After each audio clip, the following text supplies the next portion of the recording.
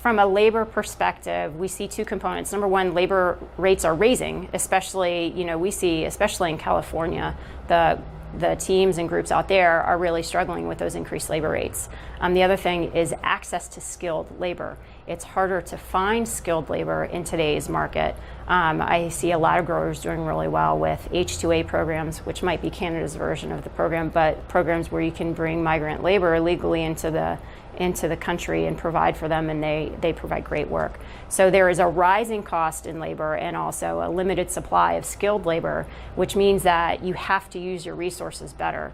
So having a solution that gives you insight to your material demands, your resource and labor demands based on the production that you have planned and the sales that you are planning to reach, gives you visibility at least to what your demands are, so you can plan appropriately. So you can try to get those people in place when you need to plan for potting or sticking or what have you so many months out.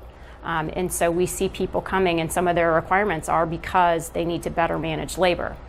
Now, once they're there, we also have the tools to help make sure those folks are engaged in the right activities. They know what they're supposed to do once they're there. So there's a planning perspective, and then once they're there, how do we engage them appropriately to maximize their time?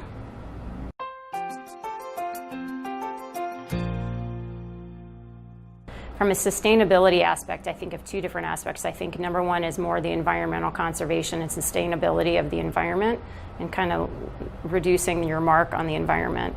But also as a sustainable business, how do I sustain my business and my operations? I mean, that gets down to what I see profitability and efficiency. I want to run most efficiently, and ultimately I want a system that helps give me the information I need to make the right decisions, to make sure I'm growing properly, growing my business properly, making the right decisions, and understanding, which a lot of organizations don't understand, which of my products are profitable. Because if I can associate my labor and material and resource costs to a plant, and then can go back and look at each individual item over the past year and know exactly what my costs and profits were, I can really make better decisions about what I choose to sell in the future. I may choose to have a lower margin on a certain product as a loss leader, but then I have the information to say, but what are my higher margin products that I can mix in and blend and try to sell to sustain and better manage my costs and profits.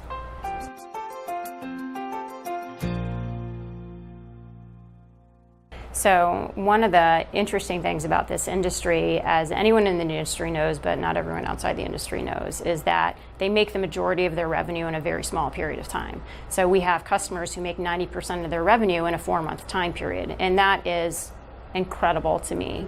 And so you have a very short time period that you are trying to produce and sell product.